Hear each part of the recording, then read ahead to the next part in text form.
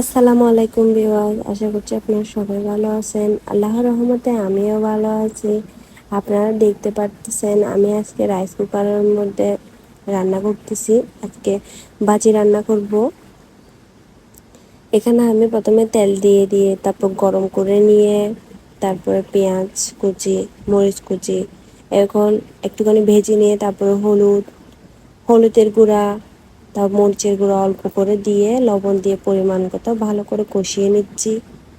আমার মতো কে কে এভাবে রান্না করেন অবশ্যই কমেন্টে জানাবেন। এখানে আমি চিংড়ি শুটকি দিয়ে দিয়েছিলাম। চিংড়ি শুটকি দিয়ে আজকে সবজিটা করব, তার জন্য নেড়ে চেড়ে নিচ্ছি।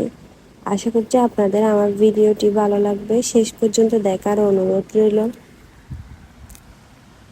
অবশ্যই সবাই কমেন্ট করে জানাবেন কে কে এভাবে রান্না করেন, জানাবেন।